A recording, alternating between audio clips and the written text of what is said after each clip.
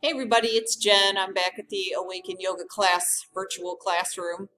And tonight I had a question from one of our staff members about what she could do for herself regarding the psychological components of the chakra system and how when she's teaching her students, she could translate that into her yoga classes efficiently when we reopen, when she starts to teach again, because she feels that that would be a good skill for her to have at this time where there's a lot of unknowns and a lot of uncertainty. So I thought I could do a quick review of the chakra system for those of you interested and allow that to be sort of a nice educational component that I could give to you while you're stuck at home. I do recommend, a lot of you might have this book if you've done yoga training, if you've done any kind of work with me or any of the girls at Awaken for the inner wisdom wellness therapy component that we have here that I launched several years ago, which takes us through the various energy centers in the body, and we learn to talk to them psychologically to heal them, to release knots and stored stuck emotions and things that just don't seem to want to process in our life. So the way that we do that is we start to study ourselves. We become the silent witness and the silent explorer, the observer, so to say, within us. And that's a huge skill for anything yoga related, whether it's the actual physical practice of yoga, you're moving through your asanas, and you're learning to pay attention to what your body really wants. That's why we always say intermediate practitioners know how to modify, beginner practitioners do not, because intermediate practitioners learn how to listen to their body and they say, oh, nope, don't want to do that. Oh, going too far. Oh, not enough. Oh, I need to get up and get a little bit, further into that.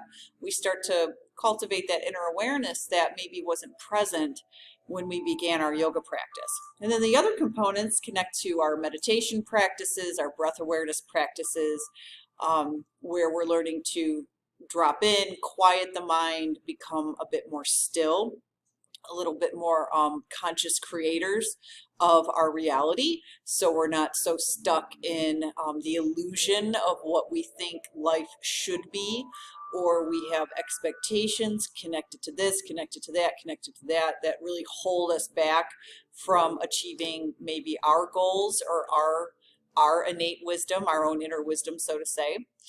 So these practices drop us deeper and deeper in, and chakra psychology is one of them practices that really can take our yoga practice, our spiritual practice, our self-awareness practice to a way deeper level of healing and understanding. So we again become more of the conscious releaser and creator of our reality. So I'm going to just put up this book because it has a picture of the chakras on it. And I just grabbed this from the shop because I just wanted a place to show you where they live. And I'm trying to do this on camera without being weird. So the first chakra, okay, and chakras are like these little discs of light. And, in the Western tradition, we have them up and down the spine and they look like a rainbow. But if you look at other traditions, they'll be colored differently. The whole idea is that you just want to know that there's different plexuses in the body that exist and that these energy centers line up on them, okay? So essentially when you're doing your physical yoga practice, if you were to twist, you would be here at the navel chakra moving that energy around. Or if you were to do a back bend, all of a sudden your heart chakra is on display. And if you were to do some neck rolls. So these energy systems get stimulated as we move them. So let's say you got some kind of acupuncture treatment, massage. We're moving energy. That's why a lot of times you feel so good when it's done. But there's also times where you might have had something like what we call a cellular release. Your cells remember, your cells, your tissues. Things hold on to memories and stresses and traumas and events in the body. And when we start to move the body, especially in a way that you haven't moved it in a long time or possibly never, right? So back in the day when you were a kid, you were probably doing cartwheels in the yard, no problem. Back bends, getting on your back and doing happy baby when you were an infant, right? All these movements were very natural to us at a time in our lives. And then culturally, we were taught the older we get, the more we're supposed to sit, the more we're supposed to be sedentary. And your chakra system doesn't like that. Your chakra system likes to be moved. So you start moving your body again. Let's say you start going to yoga practice and you're doing all these breathing practices all of a sudden. All of a sudden you have these releases. And a release could be like a crying session, a very hardcore crying session. It could be laughter. It could be like extreme joy. It could be anger. These things start to flare up because we're starting to move energy around. So this is just one way of looking at energy. Chakras are one way. There's many ways of looking at energy. This is just the system that I follow and has been incredibly connected to the psychological behaviors and archetypes within our consciousness and within our psychology. So in brief, we start at the lowest level in the body, okay?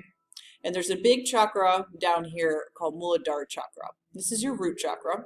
You're sitting on it, literally, and just sitting in cross-legged position. It's at the pelvic floor. It's near the. It is essentially at the perineum. So it's so low down in the body. And when we get down low into the body, for most of my students and clients, we come to a pretty big foreign territory of space, right? You're sitting on this chakra all the time. And this chakra likes to be connected and grounded. So we call it an earth element chakra. So essentially this chakra is looking to connect to an energy of survival, okay, getting your basic needs met. It's also a chakra of tribe and family. So a chakra that is essentially feeling whole when it connects to other people that are of, let's say, like-minded. So you want to feel connected and a part of a group or part of something. So let's say your tribe abandoned you in some way or another. We've all been abandoned in our lives. But let's say your work tribe abandoned you and pushed you out, your friend tribe, or even your family tribe. Let's say the aspect of adoption, right? Which is essentially can feel like for some people the ultimate abandonment, especially if they weren't connected to their paternal parents in some way. We might feel a huge disconnect in our lives. Sometimes you don't. Sometimes you get that fulfillment that you need from the family figures that took over in your life. But a lot of times people who go through that process feel abandoned and they feel a sense of incompleteness. So every chakra has a right that plugs us in to its energy. And this chakra is the right to be here, to feel like you're a part of something. So right now what we're going through in this little, we have like a bit of a social crisis going on, a work crisis maybe, feeling abandoned from your job, separated from your friends, feeling a disconnect from your tribe altogether is happening. There's an unknown. And then you take it to the level of a global crisis, which is our global family. And there's all these unknowns and all these disconnects and all these stories being made up. And you're looking to your tribe to connect you and integrate you in and kind of tell you, what should I do, right? And that's what we do when we tend to have big things happen in our lives. We look for the social norm. What should I do? What are they doing? What are they going to tell me to do? Maybe you look to your family. Well, what should I do, Ma? What should I do, Dad? What should I do, brother? What should I do, Aunt? So this is a big part of our first chakra energy. It's a big chakra. And when we come out into the world, and our first experience of coming out into the world is through, usually the component of the mother and the father telling us who we are and what we should be, right? And then there's this part of graduation where eventually we're going to have to move on from that so we can become individuals, which comes up in the chakra system a little later. But the whole idea of the demon of this chakra, every chakra has a demon, is fear. Fear to leave the tribe, fear to leave the group, fear to not trust the tribe, fear of not belonging and being a part of something, fear of moving on is a big part of what holds us back. Now, a long time ago, fear was really important. We needed fear. We needed to know not to go out into the woods at night in the dark because there was a big bear out there that might eat us. Or fear not to go commingling into another tribe without, warning them that you're not an enemy, right? Fear was a natural thing that put us in that survival mode, that fight or flight mode, so we can survive. But now our nervous system is so in fight or flight all the time, and we're not fighting battles, we're not fighting war. We tend to feel very safe in our homes and around our families. So when you're in that constant state of fight or flight, that it really shoots down the nervous system, and you don't feel grounded. You don't feel connected to the earth. You don't feel like you're a part of something. You actually feel very separate. So this chakra has a lot to actually do with the underlyings of depression and anxiety too. So what does yoga do? What does our breath practice do? What does our meditation practice do? The whole idea of those components is to plug us in, to ground us, to center us, to make us feel whole and a part of something in the body. Okay, the body is root chakra. The body is our physical earth element in our humanness. So we need that energy to really connect us and to plug us back in. So your best exercises to do at this time of uncertainty is grounding exercises. You probably really need that now. You got to massage that energy of connecting yourself back into something. So for me, my personal experience through this is I felt very disoriented. I'm a very organized person. I'm a list writer, and that's what plugs me in and grounds me. Is I have my list. I'm able to check off my to-dos. I know where everything is. I know where everyone is, and I know where I have to be. Okay, I know what my accomplishments have to be for that day. I've scheduled in my free time, hopefully, and I have that sort of routine to ground me. That's very tribal, right?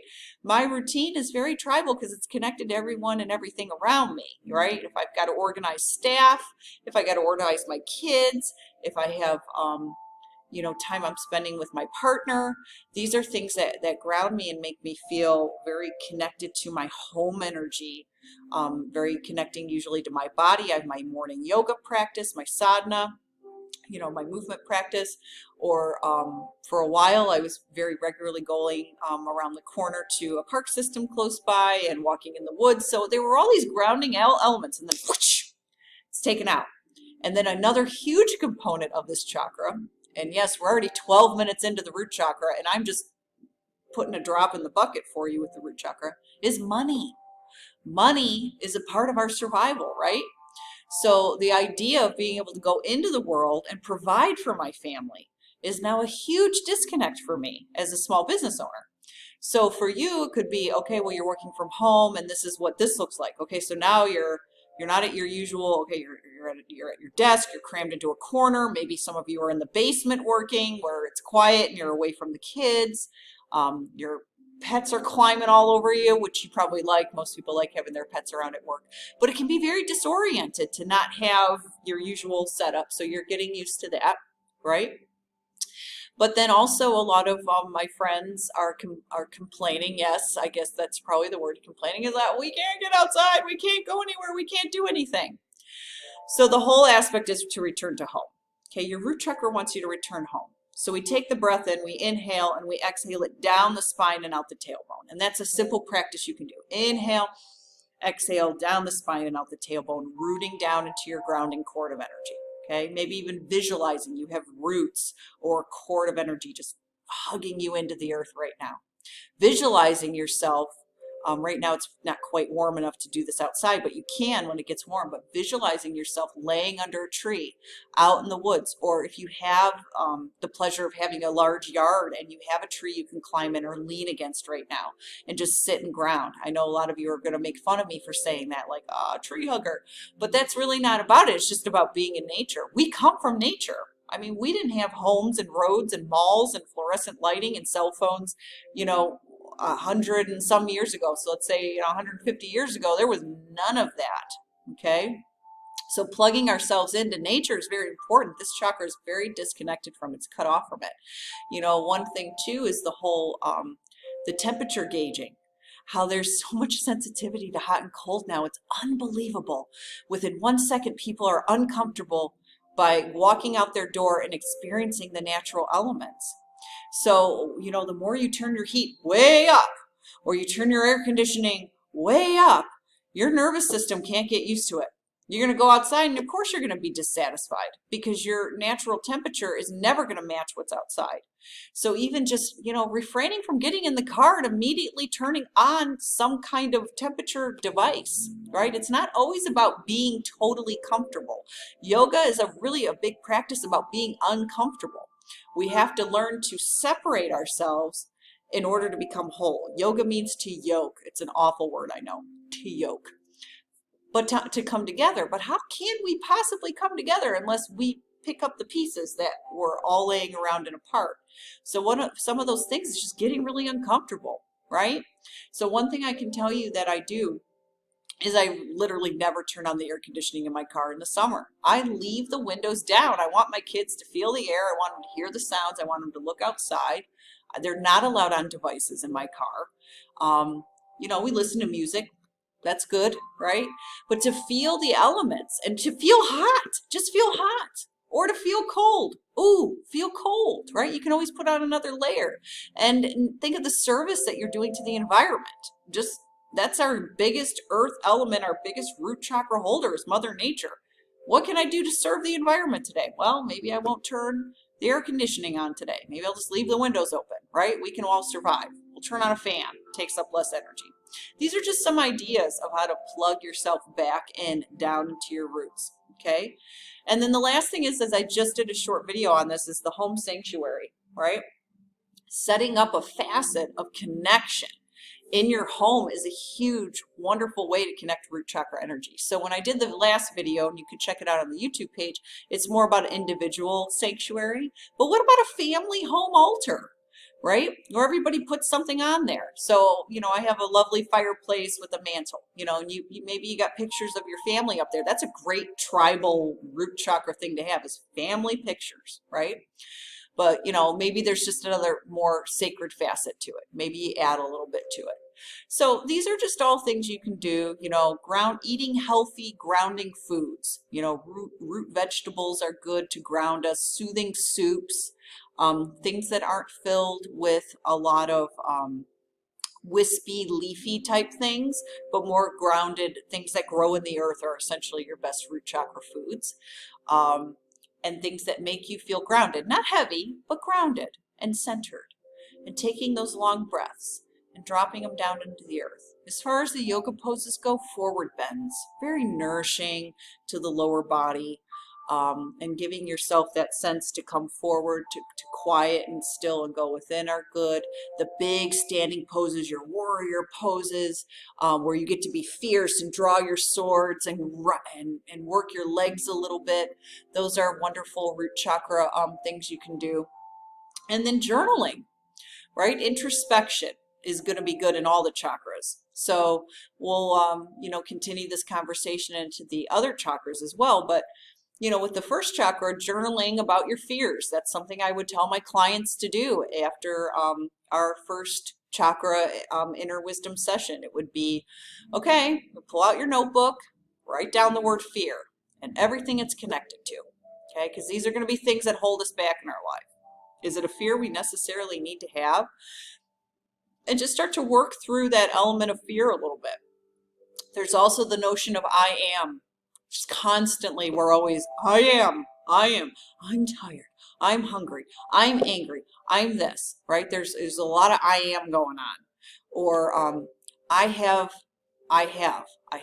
So turn those phrases into something positive, okay? So the whole idea of when we do an inner wisdom session is that you come out of it with a really powerful positive affirmation for yourself of something you don't believe is true in your life. So what do we call that in yoga? Sankalpa, right?